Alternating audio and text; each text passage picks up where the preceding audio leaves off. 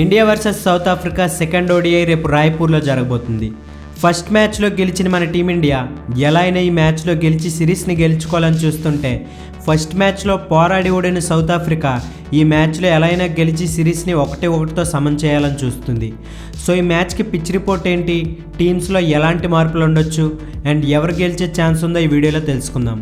ముందుగా Raipur pitch report చూసుకుంటే, ఈ పిచ్ ట్రూ బౌన్స్తో బ్యాటింగ్ ఫ్రెండ్లీగా ఉండే వికెట్, పవర్ ప్లే 10 ఓవర్స్లో బౌలర్ ఫ్రెండ్లీగా ఉంటుంది అండ్ బాల్లో స్వింగ్ మూమెంట్ ఉంటుంది. కానీ బాల్ హోల్డ్ అయ్యాక ఈ పిచ్పై రన్స్ చేయడం ఈజీగానే ఉంటుంది. కానీ ముందు మ్యాచ్ లాగే మరొకసారి డ్యూ ఫ్యాక్టర్ టాస్లో కీ రోల్ ప్లే చేయబోతుంది. ఈ మ్యాచ్కి డ్యూ పడే ఛాన్సెస్ చాలా ఎక్కువ ఉన్నాయి. కాబట్టి టాస్ గెలిచిన టీం ఖచ్చితంగా బౌలింగ్గా ఎంచుకుంటారు. అండ్ మన ఇండియాలో ఉండే గ్రౌండ్స్తో పోల్చుకుంటే ఈ గ్రౌండ్లో కొంచెం బౌండరీ డైమెన్షన్స్ ఎక్కువ. సో మరీ హై స్కోరింగ్ కాకపోయినా ఫస్ట్ బ్యాటింగ్ చేస్తే మాత్రం మినిమం 300 మ్యాక్సిమం 320+ రన్స్ చేయాలి, లేదంటే కష్టమే. అలాగే మ్యాచ్కి వెదర్ రిపోర్ట్ చూసుకుంటే లెస్ దాన్ 10% రెయిన్ ఛాన్సెస్ ఉన్నాయి. అంటే మ్యాచ్కి వర్షం ఎటువంటి ఆటంకం కలిగించదు. ఈ మ్యాచ్కి మన టీమిండియా కాంబినేషన్ చూసుకుంటే వాషింగ్టన్ సుందర్ ప్లేస్లో నితీష్ కుమార్ రెడ్డి వస్తాడు అనుకుంటున్నాను. అంతకు మించి వేరే చేంజెస్ ఏం ఎక్స్పెక్ట్ చేయట్లేదు. అండ్ ఈ ఒక్క చేంజ్ కూడా ఎందుకంటే ప్రీవియస్ మ్యాచ్లో వాషింగ్టన్ సుందర్ ఉన్నా పెద్దగా యూజ్ చేయలేదు. బ్యాటింగ్లో రాహుల్ కంటే ముందు పంపించారు, బౌలింగ్లో జస్ట్ ఒక 3 అవర్స్ బౌలింగ్ ఇచ్చారు. మొత్తానికి వాషింగ్టన్ సుందర్ని టీంలో ఆడించే తన కెరీర్ని నాశనం చేస్తున్నారేమో అనిపిస్తుంది. సో వాషింగ్టన్ సుందర్పై అయితే మనం ఒక సపరేట్ వీడియో చేసుకుందాం. ప్రజెంట్ అయితే మాత్రం తన ప్లేస్లో నితీష్ కుమార్ రెడ్డి ఆడితే బాగుంటుందన్న ఒపీనియన్. ప్రజెంట్ అయితే నితీష్ కుమార్ రెడ్డి ఇంకా వర్క్ ఇన్ ప్రోగ్రెస్లో ఉన్న ప్లేయరే, కాబట్టి తనని ఇలాంటి మ్యాచెస్లో ఎంత వీలైతే అంత ఎక్కువ ఆడిస్తే మంచిది. సో దాంతో తన ఎక్స్పీరియన్స్ కూడా గెయిన్ చేసుకుంటాడు. అండ్ నితీష్ కుమార్ రెడ్డి కూడా వచ్చిన ఆపర్చునిటీస్ని యూటిలైజ్ చేసుకోవడం చాలా ఇంపార్టెంట్. లేకపోతే ఇప్పుడు టీమిండియాలో ఉన్న కాంపిటీషన్కి చాలా ప్లేయర్స్లా కనుమరుగైపోయే అవకాశం కూడా ఉంది. నెక్స్ట్ ఈ గ్రౌండ్లో ఇప్పటి వరకు ఒకే ఒక్క ఓడిఐ మ్యాచ్ జరిగింది.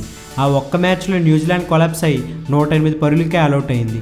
అండ్ చేజింగ్లో మన రోహిత్ శర్మ హాఫ్ సెంచరీతో మ్యాచ్ని ఈజీగా గెలిపించేశాడు. సో మరొకసారి రోకో నుంచి అయితే ఒక మంచి నాక్స్ ఎక్స్పెక్ట్ చేయొచ్చు. ఎస్పెషల్లీ విరాట్ కోహ్లీ లాస్ట్ మ్యాచ్లో తన ఫామ్ చూస్తే 2016లో విరాట్ కోహ్లీ గుర్తొచ్చాడు. సో వీళ్ళిద్దరూ మరొకసారి అదే ఫామ్ని కంటిన్యూ చేస్తే మాత్రం ఇక బౌలర్స్కి తిప్పల తప్పవు. అండ్ యశస్వి జైస్వాల్ అండ్ రుతురాజ్ గైక్వాడ్ వీళ్ళిద్దరూ కూడా వాళ్ళకు వచ్చిన లిమిటెడ్ ఆపర్చునిటీస్లో బాగా పెర్ఫామ్ చేయాలి. అలా చేస్తే అట్లీస్ట్ బ్యాకప్ ఆప్షన్గా అయినా కన్సిడర్ చేస్తారు, లేదంటే మళ్ళీ పెకింగ్ ఆర్డర్లో వాళ్ళని ఎక్కడో లాస్ట్లో ఉంచుతారు. So it is better for them if they perform well. So ఈ సెకండ్ మ్యాచ్కి మన టీమిండియా ప్రాబబుల్ ప్లేయింగ్ 11 చూసుకుంటే రోహిత్ శర్మ, యశస్వి జైస్వాల్, విరాట్ కోహ్లీ, రుతురాజ్ గైక్వాడ్, కేఎల్ రాహుల్, రవీంద్ర జడేజా, నితీష్ కుమార్ రెడ్డి, హర్షిత్ రాణా, కుల్దీప్ యాదవ్, ప్రసిద్ధ్ కృష్ణ, హర్షదీప్ సింగ్. ఇప్పుడు సౌత్ ఆఫ్రికా టీంలో చేంజెస్ చూసుకుంటే ప్రీవియస్ మ్యాచ్కి కెప్టెన్ టెంబా బౌమా అవైలబుల్గా లేడన్నారు. ఒకవేళ ఈ మ్యాచ్కి తను అవైలబుల్గా ఉంటే స్ట్రైట్ అవే ప్లేయింగ్ 11లోకి వచ్చేస్తాడు. కానీ ఎవరి ప్లేస్లో వస్తాడనేది ఒక క్వశ్చన్ మార్క్. నేనైతే ఇద్దరు రికల్టన్ లేదా టోనీ డిజార్జీ ప్లేస్లో వస్తాడనుకుంటున్నాను. మోస్ట్లీ టోనీ డిజార్జీ ప్లేస్లో వచ్చే అవకాశం ఉంది. ఇంకొక చేంజ్ చూసుకుంటే స్పిన్నర్ సుబ్రాయన్ ప్లేస్లో కేశవ్ మహారాజ్ వచ్చే ఛాన్స్ ఉంది. ప్రీవియస్ మ్యాచ్లో టీమిండియాలో అంతమంది రైట్ హ్యాండర్స్ పెట్టుకొని కేశవ్ మహారాజ్ని ఎందుకు ఆడించలేదో తెలీదు. సో ఈ మ్యాచ్కి కేశవ్ మహారాజ్ ఖచ్చితంగా కంబ్యాక్ ఇచ్చే ఛాన్స్ అయితే పుష్కలంగా కనిపిస్తుంది. తర్వాత నాకు ముందు మ్యాచ్లో అసలు అర్థం కానిది, వాళ్ళ టీంలో ఉన్న premium left hand opener Quinton de Kock చేత ఎందుకు ఓపెన్ చేయించలేదో అర్థం కాలేదు. Either Markram or Rickelton previous మ్యాచ్లో 1 డౌన్లో ఆడి ఉండాల్సింది. మార్క్రమ్కి అన్ని ఫార్మాట్స్లో కూడా డిఫరెంట్ పొజిషన్స్లో ఆడిన ఎక్స్పీరియన్స్ ఉంది కాబట్టి తనను 1 డౌన్లో ఆడించి డీకాక్ని ఓపెనర్గా ఆడించి ఉంటే బాగుండేది. లేదా ఒకవేళ మార్క్రమ్ని 2027 వరల్డ్ కప్కి ఫిక్స్డ్ ఓపెనర్గా చూస్తుంటే రికల్టన్ అయినా 1 డౌన్లో ఆడించాల్సింది.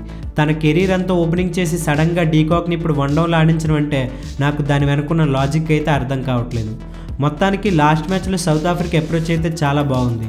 ఒకవైపు వికెట్స్ పడుతున్నా ఎవరు డిఫెన్సివ్ మోడ్లోకి వెళ్లకుండా వచ్చిన ప్రతి ఒక్కరూ టార్గెట్ని ఎంతో కొంత కిల్ చేస్తూ వచ్చారు. సో ఆ అప్రోచ్ మళ్ళీ రిపీట్ అవ్వకుండా టీమిండియా మిడిల్ ఓవర్స్లో బాగా బౌలింగ్ చేయాల్సి ఉంది. సో ఈ మ్యాచ్కి సౌత్ ఆఫ్రికా ప్రాబబుల్ ప్లేయింగ్ 11 చూసుకుంటే Aiden Markram, Quinton de Kock, Ryan Rickelton, Matthew Breetzke, Temba Bavuma or Tony de Zorzi, Dewald Brevis, Marco Jansen, Corbin Bosch, Keshav Maharaj, Nandre Burger, Ottneil Baartman. ఈ మ్యాచ్లో key battles చూసుకుంటే Rohit Sharma versus Marco Jansen and Rohit Sharma versus Nandre burger.